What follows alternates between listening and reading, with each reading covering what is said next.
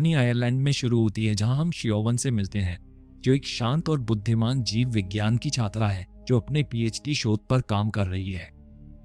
वह बहुत कुशल है, लेकिन अकेले रहना पसंद करती है, सामाजिक समारोहों से बचती है।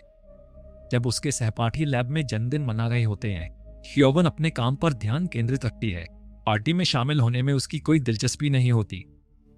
उसके प्रोफेसर ने जल्द ही उसे याद दिलाया कि अपनी पीएचडी पूरी करने के लिए उसे एक मछली पकड़ने वाली नाव पर समुद्री अभियान में शामिल होना होगा।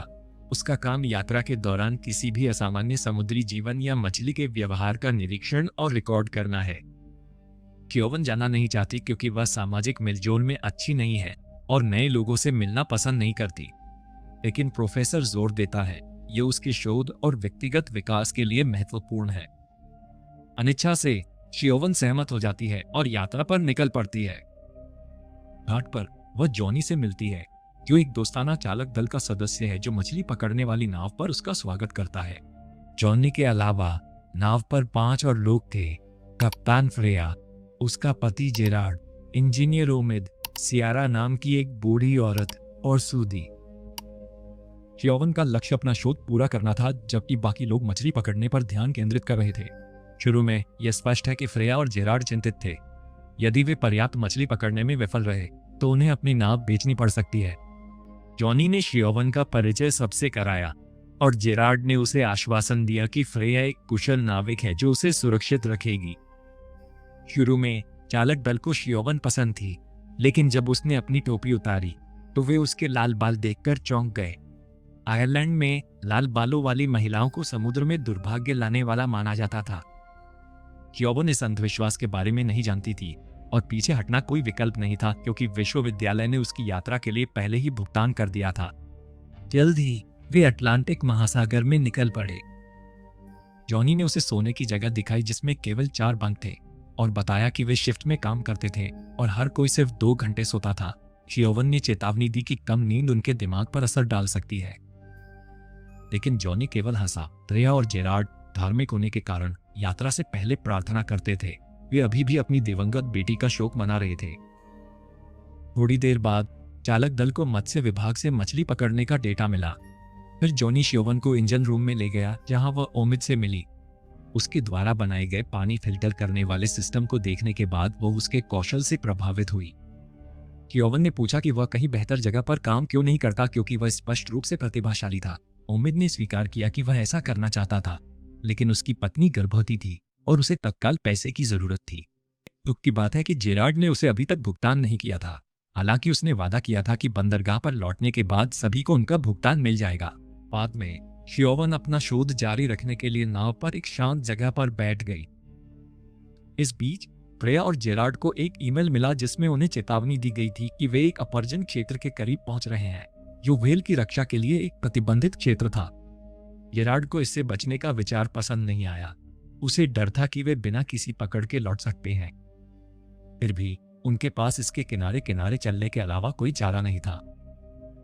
उस रात शियोवन रात के खाने के लिए दूसरों के साथ शामिल नहीं हुई। उसे अकेले रहना पसंद था और उसे सामाजिक मिलजोल या घुलने मिलने में मुश्किल होती थी।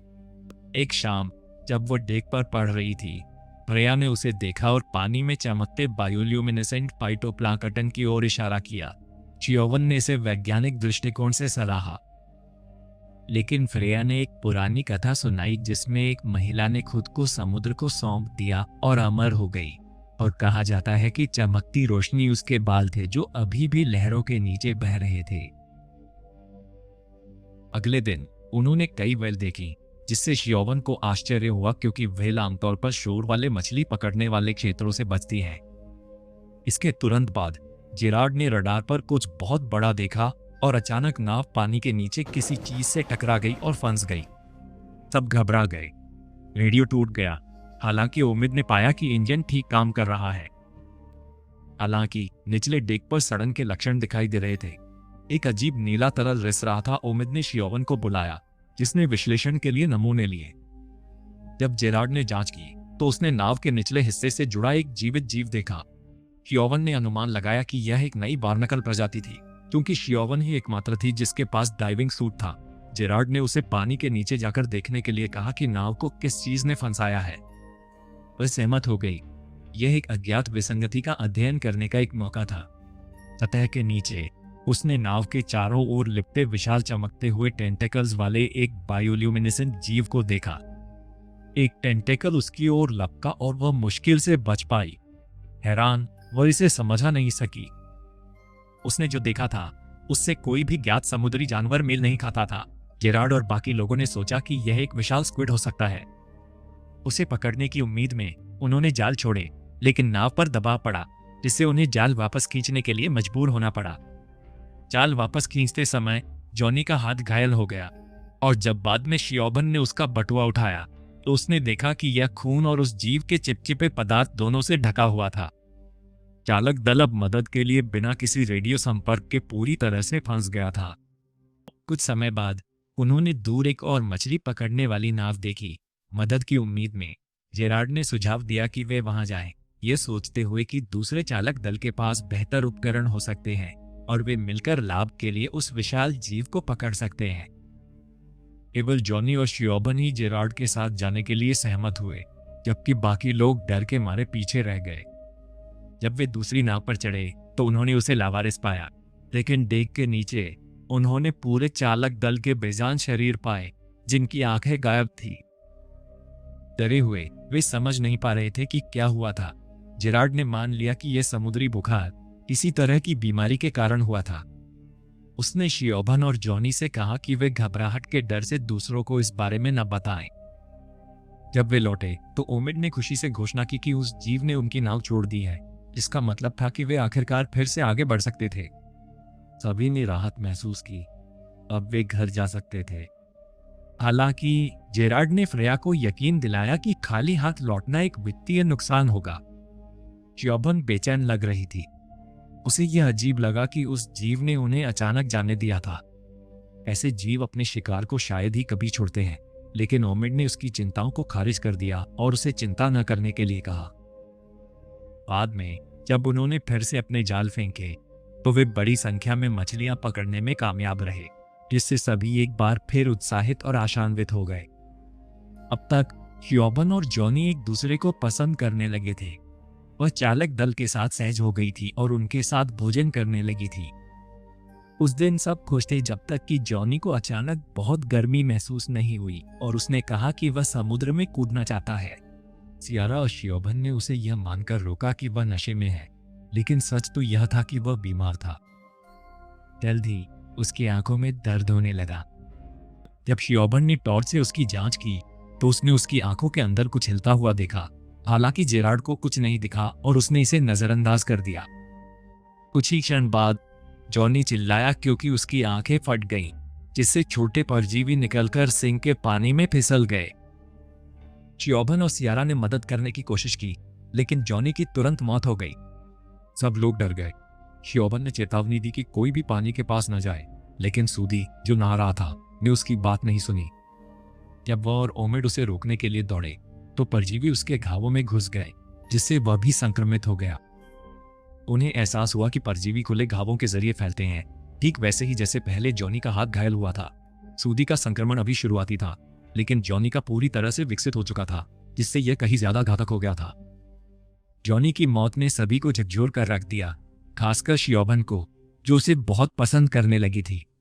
वो उसके जाने के गम में टूट गई।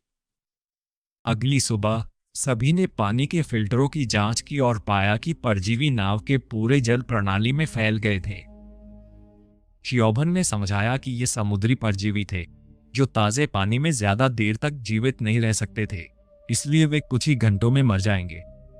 ओमिड ने पूछा कि दूसरे जहाज ने उनकी मदद क्यों नहीं की, और शियोबन ने आखिरकार खुलासा किया कि उस नाव पर मौजूद सभी लोग पहले ही मर चुके थे, जिससे चालक दल और भी ज्यादा डर गया। उनका पीने का पानी अब सुरक्षित नहीं था, लेकिन उन्हें उम्मीद थी कि परजीवी जल्द ही स्वाभाविक रूप से मर जाएंगे। अगले दिन उन्होंने जॉनी का अंतिम संस्कार किया। सभी का दिल टूट गया था, खासकर शियोबन का। इस बीच उसने माइक्रोस्कोप के नीचे समुद्री जीव के चिपचिपे पदार्थ की जांच की, जबकि सूदी की हालत तेज बुखार के साथ और खराब हो गई। शियोबन ने उसे दिलासा देने की कोशिश की। उसकी खोज ने एक चौंकाने वाले सच का खुलासा किया।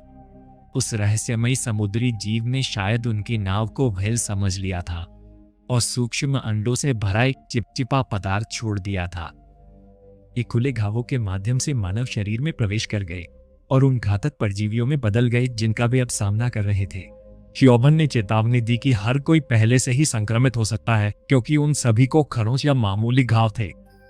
चिपचिपा पदार्थ और अंडे अभी भी नाव पर थे, इसलिए उन्हें नष्ट करने का एक तरीका खोजना था। उसने और ओमिद ने कई प्रयोग किए, जिसमें पराबैंगनी प्रकाश का जोखिम भी शामिल था, लेकिन कुछ भी काम नहीं आया। अंत में उन्होंने पूरे जहाज में बिजली का करंट दौड़ाने का फैसला किया, इस उम्मीद में कि इससे परजीवी मर जाएंगे। भैया ने विरोध किया, इस डर से कि इससे नाव को नुकसान हो सकता है, लेकिन कोई और विकल्प न होने पर चालक दल ने आगे बढ़कर जहाज में करंट छोड़ दिया। त्योबान ने समझाया कि उन्हें आगे बढ़ने से पहले 36 घंटे इंतजार करना होगा, क्योंकि जॉनी के लक्षण उस समय के बाद दिखाई दिए थे। बहुत जल्दी किनारे पर जाने से संक्रमण फैल सकता है और एक आपदा हो सकती है। लेकिन फ्रेया सहमत थी। उसने कहा कि सुधी उसकी जिम्मेदारी है और उसे तुरंत डॉक्टर की जरूरत है। इस बीच सियारा सुधी के साथ रही, जिसकी अंत में मरने से पहले दृष्टि चली गई, जिससे सब तबाह हो गए। उन्होंने समुद्र में एक और अंतिम संस्कार किया। बाद में स्योभान ने फिर से 36 घंटे के क्वारंटीन का आग्रह किया, लेकिन फ्रेया और जेरार्ड गुस्सा हो गए और उन्होंने मना कर दिया। कोई और विकल्प न होने पर स्योभान ने पानी में एक रस्सी फेंकी, प्रोपेलर को जाम कर दिया और नाव को रोक दिया। जब चालक दल को पता चला तो वे बहुत गुस्से में थे। सियारा ने तो उसे घूंसा भी मार दिया। स्योभान ने समझाया कि वह सिर्फ उन्हें ही नहीं, बल्कि जमीन पर मौजूद सभी लोगों की रक्षा कर रही थी। अगर वे अभी लौटते तो वे अनगिनत अन्य लोगों को संक्रमित कर सकते थे। अनिच्छा से वे सहमत हो गए।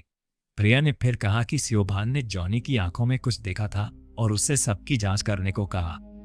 स्योभान ने हर व्यक्ति का निरीक्षण किया, लेकिन कोई संक्रमण नहीं मिला। जब जेरार्ड ने देखा कि उसने उसकी जांच नहीं की है और पूछा क्यों, तो स्योभान ने चुपचाप जवाब दिया, इसकी कोई जरूरत नहीं है। स्योभान को पहले ही एहसास हो गया था कि जेरार्ड संक्रमित है। जब प्रिया ने उसकी जांच की तो उसके संदेह की पुष्टि हो गई, जिससे सब चौंक गए। यहां तक कि जेरार्ड भी भयभीत और दुखी था, यह जानते हुए कि उसका भाग्य भी दूसरों जैसा ही होगा। उसने कबूल किया कि सब कुछ उसकी गलती थी। वह अधिक पैसा कमाने के लिए चुपके से नाव को निषिद्ध क्षेत्र में ले गया था। यह सुनकर सियारा और ओमिद बहुत गुस्सा हो गए और एक बहस छिड़ गई। बाद में सियारा ने स्योभान से माफी मांगी, लेकिन अचानक उसका व्यवहार बदल गया। उसने स्योभान पर हमला किया, उसका गला घुटने की कोशिश कर रही थी। स्योभान ने बचने के लिए संघर्ष किया और डेक पर चढ़ गई।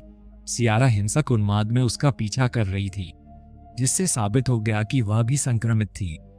यही कारण था कि स्योभान ने क्वारंटीन पर जोर दिया था, क्योंकि 36 घंटे से पहले संक्रमण का पता लगाना असंभव था। अपना बचाव करने के लिए स्योभान ने सियारा को लात मारी, जिससे वह गिर गई और तुरंत मर गई। इस बीच फ्रेया और जेरार्ड ने अपने अंतिम क्षण एक साथ बिताए। जेरार्ड ने उसे एक चाकू दिया, उसे दर्दनाक मौत से बचाने के लिए उसकी जान लेने की भीख मांग रहा था। हालांकि वह नहीं चाहती थी, फ्रेया ने अंततः ऐसा किया और ऐसा करते हुए वह रो रही थी। बाद में फ्रेया ने एक बेड़े पर जहाज छोड़ने का फैसला किया। अकेले किनारे तक पहुंचने की योजना बना रही थी। उम्मीद ने उसे रोकने की कोशिश की, यह चेतावनी देते हुए कि वह जीवित नहीं बचेगी, लेकिन उसने मना कर दिया और नाव से चली गई। अब नाव पर केवल ओमिद और स्योभान ही बचे थे। जल्दी उन्होंने पानी की टंकियों से अजीब आवाजें सुनी और महसूस किया कि परजीवी लार्वा अभी भी सिस्टम के अंदर जीवित थे। ओमिद ने लार्वा को बिजली के झटके से नष्ट करने का सुझाव दिया, लेकिन स्योभान असहमत थी, यह कहते हुए कि वह उनका अध्ययन करना चाहती है। उसकी योजना उनके विकास को धीमा करने की थी, ताकि वे किनारे पर पहुंचने से पहले मर न जाएं, लेकिन खतरनाक भी न बन सके। ओमिद समझ नहीं पा रहा था कि वह उसी जीव को क्यों जीवित रखना चाहती थी, जिसने पहले ही इतने लोगों को मार डाला था, लेकिन वह अंततः सहमत हो गया। उन्होंने इसे कमजोर करने के लिए सावधानी से थोड़ी गर्मी दी, लेकिन जैसे ही ओमिद ने टैंक का ढक्कन खोला, कई स्पर्शक बाहर निकल आए, उन पर हमला करने की कोशिश कर रहे थे। तभी उन्हें एहसास हुआ कि वह जीव पतवार को तोड़कर अब समुद्र में भाग रहा था। यह वाला वास्तव में नाव के ताजे पानी में बढ़ा हुआ था। जब नाव डूबने लगी तो उन्होंने उसे छोड़ने का फैसला किया। कुछ सामान इकट्ठा करके वे एक बेड़े पर चढ़ गए और नाव में आग लगा दी। इस उम्मीद में कि सभी बचे हुए परजीवियों को नष्ट कर देंगे। लेकिन कूदते समय उम्मीद फिसल गया और पानी में गिर गया। शोभान उम्मीद को बचाने के लिए पानी में कूद गई और उसे वापस बेड़े पर खींचने में कामयाब रही, लेकिन उस जीव ने उसकी बांह पर काट लिया, जिससे वह भी संक्रमित हो गई। यह महसूस करते हुए कि कोई इलाज नहीं है, उसने अपने अंतिम क्षण शांति से उम्मीद के पास बैठकर बिताए, एक खामोश अलविदा साझा करते हुए। यह जानते हुए कि वह जीवित नहीं बच सकती, शोभान वापस समुद्र में फिसल गई। धीरे धीरे लहरों के नीचे चमकते जीव की ओर तैर रही थी, अपनी नियति को स्वीकार कर रही थी। बेड़े से उम्मीद लाचारी से देखता रहा, रोता रहा जब वह पानी के नीचे गायब हो गई। कुछ ही क्षण बाद उसने क्षितिज पर एक दूर का जहाज देखा और मदद के लिए हाथ हिलाना शुरू कर दिया। और फिल्म वहीं खत्म हो जाती है।